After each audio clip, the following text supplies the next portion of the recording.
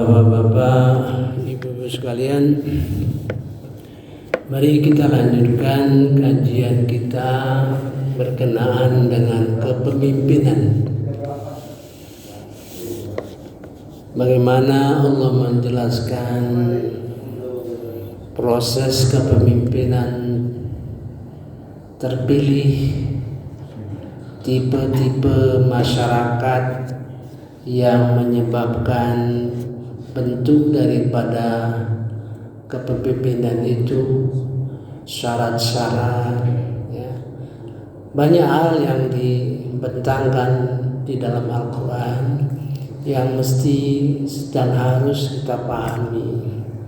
Mari kita lanjutkan dengan pemimpin yang sabar, ya. Sabar itu bertingkat-tingkat. Mari kita mulai dengan ujian sabar kepada kita yang orang biasa-biasa. Kemudian sabar yang merupakan ciri dari seorang pemimpin. Mari kita bahas di dalam surah Al-Baqarah 155, 156, 157. Ini umum. Semua kita diuji, ya. A'udzubillahi minasyaitonirrajim. Bismillahirrahmanirrahim. Dan kami pasti akan menguji kamu dengan sedikit ketakutan, kelaparan, kekurangan harta, jiwa, dan buah-buahan. Dan sampaikanlah kabar gembira kepada orang-orang yang sabar. Nah, ini, ya, kategori sabar secara umum, ya. Wala nabluwakum bisyai'in minal khawfi wal ju' wala nabluwakum, dan kami akan menguji kamu. Ini langsung bicara sama kita ini, ya, langsung kepada orang kedua. Bisya'in minal khawf wal ju', dengan sesuatu dari ketakutan, ya, dari kelaparan seperti kita alami, ya, sehari-hari kita, setahun demi tahun, ya. Wa naqsim minal amwal,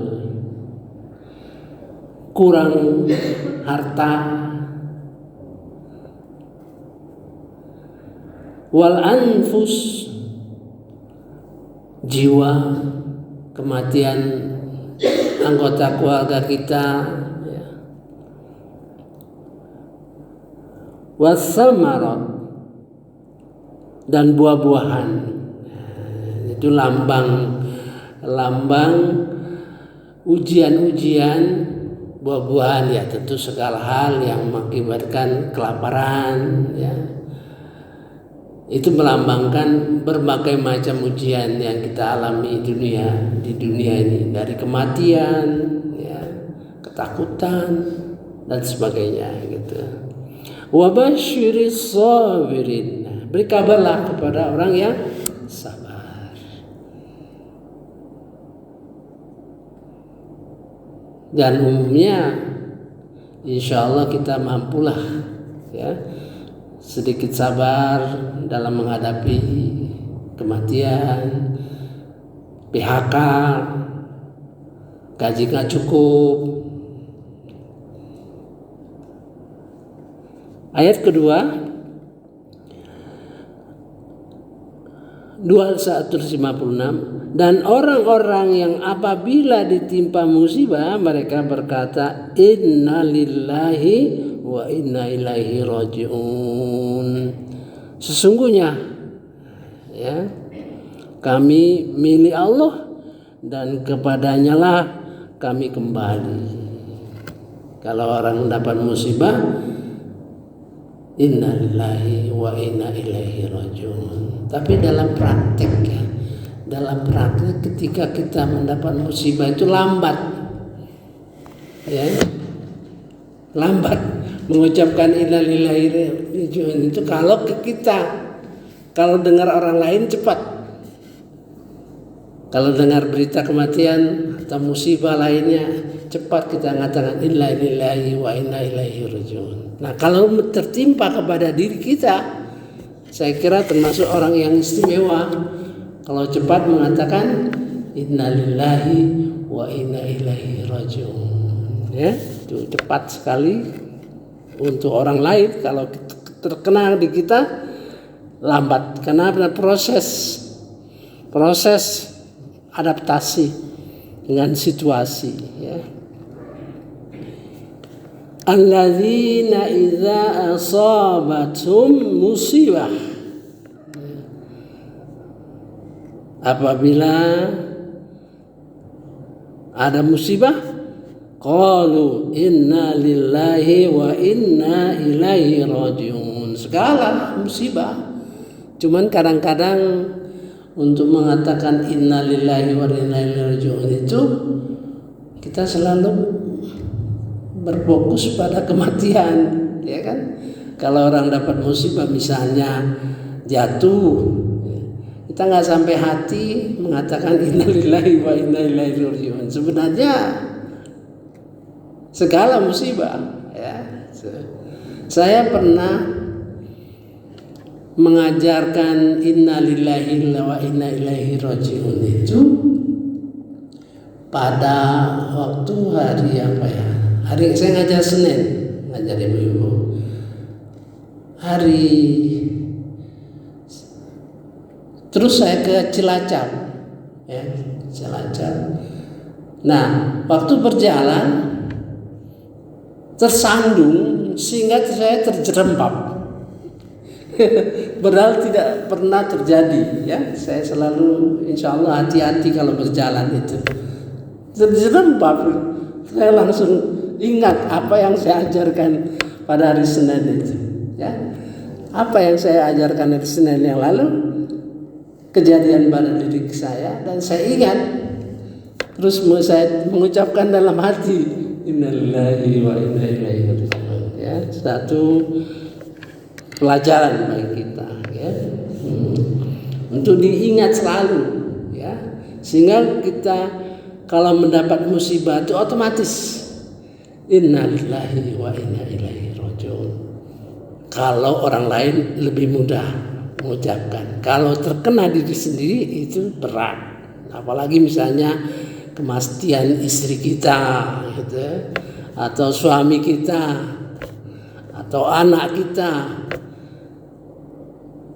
Kalau kita bisa mengucapkan inna lillahi wa inna ilaihi raji'un ketika mendengar berita itu termasuk orang yang istimewa. Paling tidak dia selalu siap terhadap segala kejadian. Terhadap kejadian sehingga otomatis ya. Kita lanjut. Mereka lah yang memperoleh ampunan dan rahmat dari Tuhannya, dan mereka lah orang-orang yang mendapat petunjuk. Nah, bayangin ya, kalau terjadi itu pada kita mengucapkan inna lillahi wa inna ilaihi raji'un. Oh, luar biasa kalau kejadian itu menimpa kita dan kita mengucapkan otomatis ya. Ulaika alaihim shalawatum mir rabbihim, mendapat ampunan. Salawat itu artinya dalam satu sisi itu ampunan ya, dari Allah Subhanahu wa taala, dari Tuhannya mir rabbihim wa rahmah, ulaika humul muhtadun, dan mereka itulah orang yang diberi petunjuk. Mudah-mudahan kita mencapai kondisi seperti itu ya, bertahap-tahap gitu. Mari kita lihat bagaimana sabarnya seorang pemimpin gitu. Mari kita lihat surah Asy-Syura ya.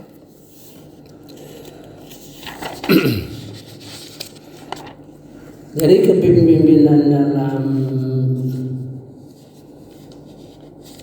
agama Islam itu merupakan amanat yang luar biasa, tidak ringan gitu ya. Mari kita lihat dulu ya di dalam surah Asy-Syura.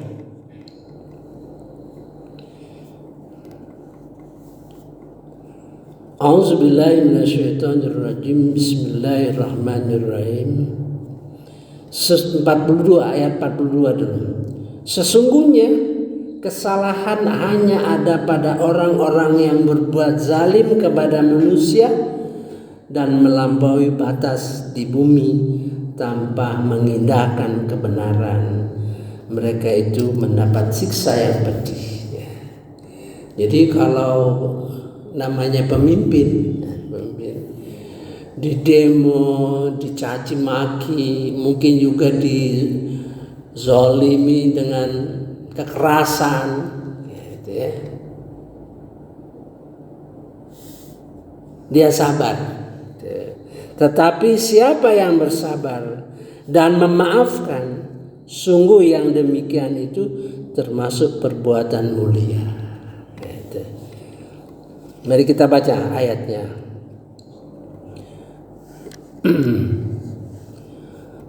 Walaman sabara, barangkali sabara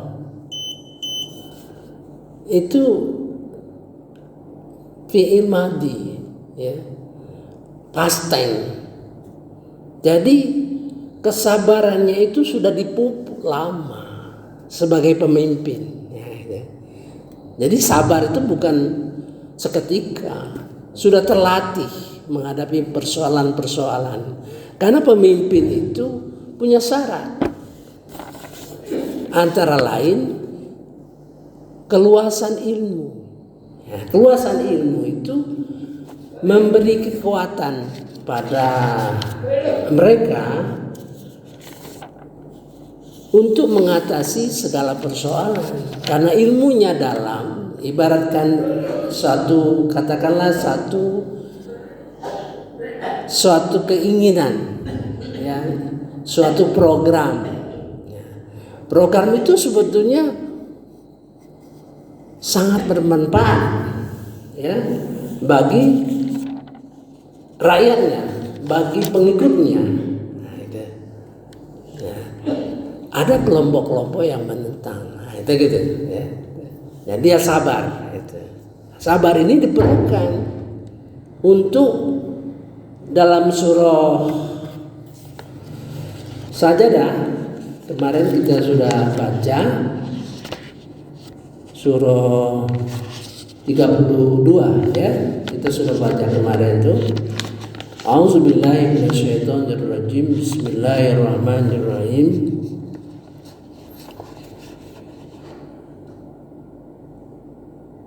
Wa ja'alna minhum a'immah, dan kami jadikan di antara mereka pemimpin-pemimpin yahduna bi amrina, yang akan memberi petunjuk kepada yang dipimpinnya, sudah pasti atas perintah Allah. Nah, itu ya. Walamma sabaru, ketika dia sabar. Jadi perintah itu tentu dia paham isi Al-Quran, kemudian dia mampu menerjemahkan itu dalam kebijakan atau polisi ya, sehingga bisa dilaksanakan, tapi tentu karena kesabaran. Banyak tentangan tentu gitu ya gitu. Nah, kesabaran itu perlu bagi mereka itu karena mereka sudah terlatih, karena ilmunya tinggi, jadi sudah terbaca oleh dia untuk mencapai sesuatu yang jauh ke depan, padahal masyarakat masih melihat atau mampu melihat kepentingan yang jangka pendek gitu ya.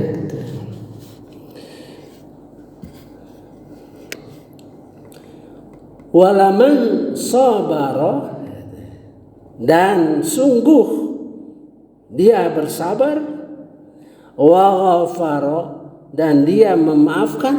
Bayangkan ya, inna dzalika, sesungguhnya itu sikap seperti itu lamin azbil umur, benar-benar masuk perkara yang utama. Nah, jadi kesabaran pemimpin yang seperti itu merupakan keistimewaan. Gitu. Nah, kita mungkin ada waktu. Ya, ini berat nih. Sabar ini berat ya. Bisa dikaji secara ilmu tasawuf juga. Sabar tuh dikaji dengan ilmu yang lebih tinggi. Nah, mari kita lihat bagaimana sabar itu dikaruniakan kepada orang yang takwa.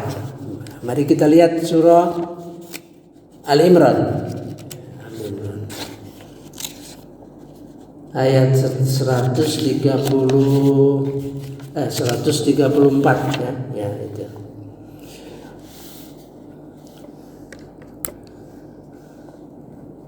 A'udzubillahi minasyaitonirrajim. Bismillahirrahmanirrahim.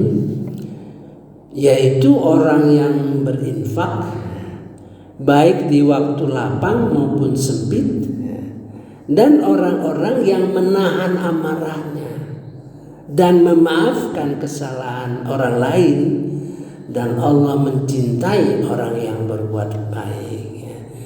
Sabar dalam arti menahan marah. Alladzina yunfikun, orang yang berinfak fisarra iwadara, baik waktu lapang maupun sempit ya. Wal kazimi nal ghaiz, menahan marah. Wa kazimi itu seperti kalau kita nonton film koboi ya, film lama dulu, kita lihat kantong air yang dibawanya untuk dia minum ya. Nah, itu al-kazim, itu asal katanya dari itu, kantong air, sehingga kalau dia minum dia buka. Jadi marah itu sebetulnya bukan dihilangkan, cuman tahu kapan marahnya itu gitu ya. Bukan ditahan sehingga tidak marah, bukan.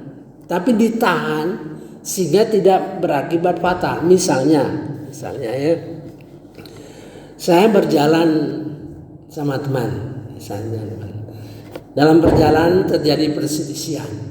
Saya mau marah itu sebenarnya, mau marah gitu, tapi sabar, kita tahan marahnya. Jangan sampai dalam perjalanan kita bermarah-marahan, nah gitu, ya. Sabar. Tunggu kita pulang nanti. Nah, setelah kita pulang, baru mau marah, tapi tertahan lagi. Jangan marah sekarang, barusan sampai. Nantilah nanti sudah ketemu, sudah santai-santai, baru keluarkan kemarahan kita.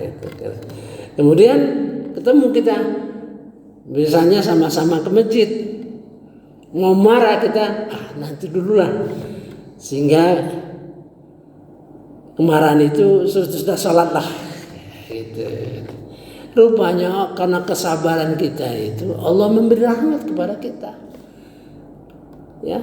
Rupanya ke teman kita itu merenung, terus dia bilang, Pak Mardi, maafkan saya ya, kemarin itu waktu kita dalam perjalanan itu memang ada kesalahan saya lah, mohon maaf. Akhirnya apa?